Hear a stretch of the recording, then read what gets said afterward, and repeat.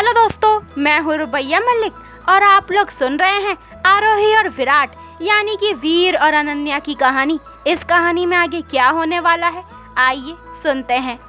शाम को तय समय पर अनन्या ऑटो करके बीच पर पहुंच गई और एक पत्थर पर बैठकर सोचने लगी। उसके पहुंचने के 5 मिनट बाद ही वीर भी पहुंच गया। उसने अनन्या को एक पत्थर पर बैठा देखा तो वो भी उसके पास आकर बैठ गया और उसे देखने लगा, पर अनन्या अपनी ही सोचों में गुम थी। उसे पता ही नहीं चला कि कब वीर उसके पास आकर बैठ गया और कब उसकी आंखों से आंसू बहने लगे। वीर ने जैसे उसके आंसू पोंछे वो एकदम से हड़बड़ा गई और उसे ऐसे हड़बड़ाता देख वीर ने उससे कहा, रिलैक्स, इट्स मी। अनन्या ने जल्दी से अपना चेहरा पलटा और अपने आंसू साफ किए। वीर कहता है, इन्हें बह जाने दो, क्यों रोक रखा है इन्हें। अनन्या ने अपने आप को मजबूत किया और वीर की तरफ देखा। उसे देखकर अनन्या के दिल में एक टीस सी उठी। उसकी आंखों में खालीपन देखते ही एक बार फिर उसकी आंखों में आंसू आ गए, पर उसने बड़े सफाई से उन्हें पोंछ दिया और झूठी मुस्कान लाते हुए बोली, कैसे हो। वीर फीका सा मुस्कुराते हुए कहता है, जैसा भी हूँ तुम्हारे सामने हूँ, बस यूँ समझ लो जिंदा हूँ, अभी मरा नहीं हूँ। अनन्या ने तड़प कर कहा, पागल हो गए हो, कैसी बातें कर रहे हो आप। वीर फीका सा मुस्कुरा दिया और बोला, पागल ही तो था जो तुमसे प्यार किया और अब भी पागल ही तो हूँ जो तुम्हारे एक मैसेज पर दौड़कर आ गया। अनन्या ने उसकी तरफ देखकर बेचैनी से बोला, क्यों कर रहे हो आप ऐसा, ये कैसी हालत बना रखी है आपने, हो क्या गया है आपको। वीर टेढ़ा सा मुस्कुराते हुए बोला, ये जो तुम मुझसे बोल रही हो ना, ये सवाल तो तुम्हें खुद से पूछना चाहिए, क्योंकि ये सब तो तुम्हारा ही किया धरा है ना। वीर अनन्या को बाजुओं से पकड़ते हुए कहता है, और वैसे भी इसका जवाब तो मुझे तुमसे चाहिए, क्यों कर रही हो तुम ऐसा। अनन्या ने अटकते हुए और उससे नजरें चुराते हुए बोला, इसका जवाब मैं आपको दे चुकी हूँ। वीर वहाँ से उठा और आगे रेत के पास जाकर समुद्र की उफनती लहरों को देखता हुआ खड़ा हो गया। इस समय दोनों के ही दिल में समुद्र का उफान उठा हुआ था।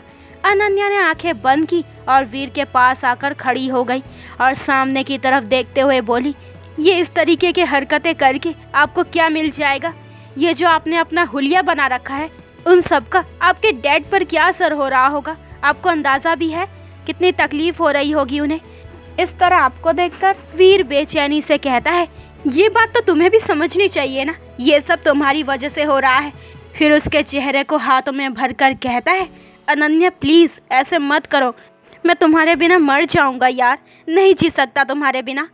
अनन्या ने उसकी आंखों में देखते हुए बोला, आप मुझे कितने समय से जानते हो। वीर हैरानी से कहता है, मतलब। अनन्या ने वापस से रिपीट करते हुए कहा, आप मुझे कितने महीनों से जानते हो। वीर ने हिचकिचाते हुए कहा, लगभग साल भर से। तो अनन्या कहती है, तो आपके लिए साल भर के प्यार के आगे पिछले 26-27 सालों के प्यार का कोई महत्व नहीं है। आपको मुझसे मिले हुए अभी साल भी नहीं हुआ, तो आप बोल रहे हो कि आप मेरे बिना नहीं रह पाएंगे। तो मुझे एक बात बताओ कि आपके बिना आपके डैड रह लेंगे, उनसे तो आपका कई सालों का बंधन है, तो वो कैसे रहेंगे आपके बिना, ये सोचा है आपने कभी। अनन्या वीर के हाथों को पकड़ते हुए कहती है, वीर प्लीज़ आप समझने की कोशिश कीजिए, मैं जो भी कर रही हूँ वो सबके लिए सही है। अनन्या ने वीर को समझाने की काफ़ी कोशिश की, पर वीर तो जैसे कुछ भी सुनने के मूड में ही नहीं था, वो बस एक ही रट लगाए हुए था। तुम मुझे जवाब दे दो अनन्या, आई स्वेयर मैं दोबारा तुम्हें कभी अपनी शक्ल भी नहीं दिखाऊंगा। अनन्या ने उससे कहा, कुछ सवालों के जवाब नहीं होते वीर, कुछ सवाल सवाल बनकर ही रहे तो ही अच्छा है। अनन्या ने उससे कहा तो वो उसका चेहरा हाथों में थाम कर कहता है, एक बार बता तो दो अनन्या प्लीज़, मैं तुमसे बहुत प्यार करता हूँ, तुम्हारे साथ सारी ज़िंदगी बिताना चाहता हूँ। क्या मैं तुम्हारे प्यार के काबिल नहीं, क्या तुम मुझे इस काबिल नहीं समझती कि मैं तुम्हारे साथ हमेशा अपनी पूरी ज़िंदगी दे सकूँ। बोलो अनन्या प्लीज़, स्पीक अप, जवाब दो अनन्या। अनन्या तड़पते हुए कहती है, अब मैं आपको कैसे बताऊँ वीर कि कमी आप में नहीं है, कमी मुझ में है। नहीं हूँ मैं आपके काबिल, नहीं हूँ, नहीं दे सकती मैं सारी ज़िंदगी आपका साथ। जो लड़की अपने वादे को पूरा नहीं कर सकती वो आपके काबिल कैसे हो गई। वीर हैरानी से कहता है, अनन्या ये तुम क्या कह रही हो, मेरे कुछ समझ नहीं आ रहा है। अनन्या रोते हुए तड़पते हुए कहती है, मैं धोखेबाज हूँ।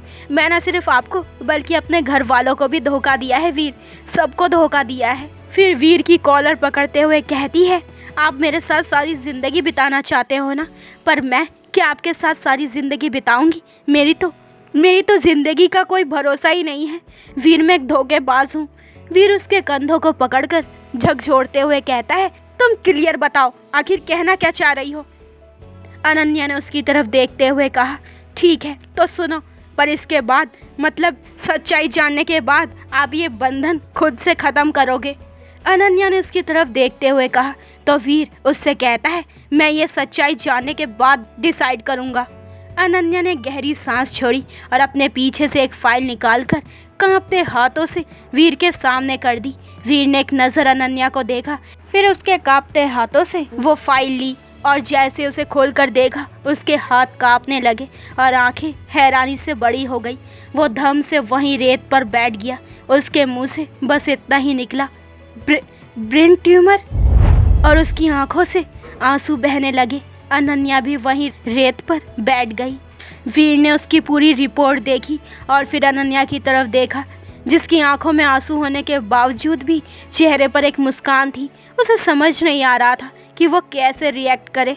उसे ऐसे चुपचाप अपनी तरफ देखता हुआ पाकर अनन्या ने गहरी सांस छोड़ी, उसके हाथ से फाइल ली और बोली, अब तो आपको आपका जवाब मिल गया ना। वीर ने अपनी आंखें बंद की और अनन्या का हाथ पकड़कर उसे अपनी तरफ खींच लिया और अपने गले से लगा लिया। काफ़ी देर तक ऐसे ही रहने के बाद वो उठा और बोला, चलो अंधेरा हो रहा है, हमें घर चलना चाहिए, देर बहुत हो गई है। अनन्या उठी और वीर के पीछे पीछे चल पड़ी। दोनों गाड़ी में बैठे और घर के लिए निकल गए।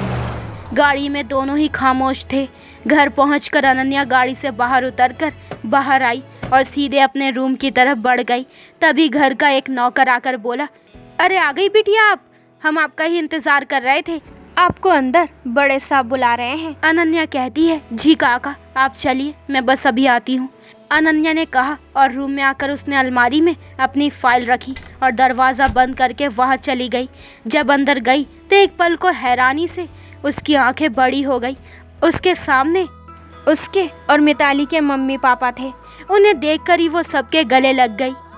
वाह क्या सरप्राइज़ है, आप सब यहाँ अचानक, अनन्या चहकते हुए बोली। अपनी फैमिली मेंबर्स को देखकर वो अपने सारे गम भूल गई। रेहान उसके सर पर प्यार से हाथ फेरते हुए बोला, कैसी है मेरी बहन? अनन्या कहती है, अब मैं बिल्कुल ठीक हूँ। आप सब जो आ गए हो, और मुझे पहले ये बताओ कि आपने आने का बताया क्यों नहीं? नेहा ने हंसते हुए कहा, सरप्राइज नाम की भी कोई चीज़ होती है, बस वही देने आए थे।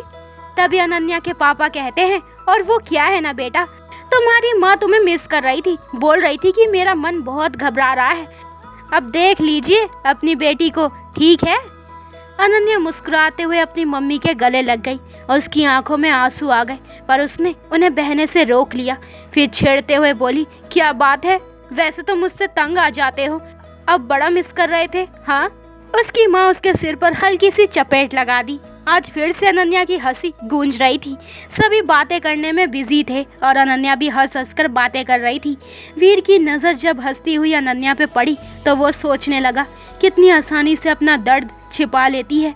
क्या है ये लड़की, एक पल में कुछ और दूसरे पल में कुछ और। इस समय अनन्या अपनी बीमारी सब भूल चुकी थी। उसे कुछ याद नहीं था, याद था तो उसकी फैमिली जो आज उसके सामने बैठे थे। मिताली के मम्मी पापा भी बहुत खुश थे। कहते हैं ना, जब आपका परिवार साथ हो तो बड़ी से बड़ी बीमारियों से भी लड़ा जा सकता है। परिवार इंसान की ताकत होता है, जिनसे हिम्मत मिलती है। बस यही हुआ था अनन्या के साथ भी। फैमिली को सामने देखकर वो सब कुछ भूल गई थी। खाना खाकर सभी आराम करने चले गए। सभी लोग अनन्या के साथ आकर रुक गए। थोड़ी देर बात करने के बाद सभी सोने चले गए। 2-3 दिन ऐसे ही निकल गए। इस बीच अनन्या अपनी बीमारी को भी भूल गई थी और वो पहले की तरह ही हंसने लगी थी। वीर भी अब ऑफिस जाने लगा था। एक दिन शाम के समय राजेश जी गेस्ट हाउस में अनन्या के फैमिली के साथ बैठे हुए थे। सभी बैठकर बातें कर रहे थे। तभी नेहा अनन्या के कपड़े रखने उसके रूम में आई और उसी समय रेहान भी किसी काम से अनन्या के रूम में आया। नेहा ने अलमारी खोलकर कपड़े रखे। तभी रेहान ने नेहा को उसके पीछे से पकड़ा। नेहा एकदम से घबरा गई और उसने झटके से अपना हाथ खींचा, जिस वजह से अनन्या के कुछ कपड़े नीचे गिर गए और उसी के साथ नीचे गिरी उसकी रिपोर्ट वाली फाइल। नेहा ने रेहान को घूरकर देखा और बोली, क्या करते रहते हो यार, गिरा दिए ना कपड़े। फिर नीचे से कपड़े उठाने लगी। तभी उसकी नज़र फाइल पे पड़ी और उसी समय रेहान की नज़र भी फाइल पे पड़ी। रेहान कहता है, ये क्या है? वो बोलकर उसने फाइल उठाई। तो दोस्तों, ये वाला एपिसोड यहीं पे ख़त्म होता है। अगले एपिसोड में जानेंगे कि इस कहानी में आगे क्या होने वाला है। यही कारण था कि अनन्या वीर से अलग रहने लगी थी। क्या बाकी के सभी घर वालों को पता चल जाएगा अनन्या की बीमारी के बारे में? तो दोस्तों, आगे के एपिसोड और भी इंटरेस्टिंग होने वाले हैं, तो मेरे चैनल को जल्दी से सब्सक्राइब करें ताकि आपको मेरे न्यू एपिसोड के नोटिफिकेशन सबसे पहले मिल जाए। लाइक शेयर करें और कमेंट करके मुझे ज़रूर बताएं कि आप लोगों को ये स्टोरी कैसी लग रही है। अपना ख्याल रखें। बाय दोस्तों।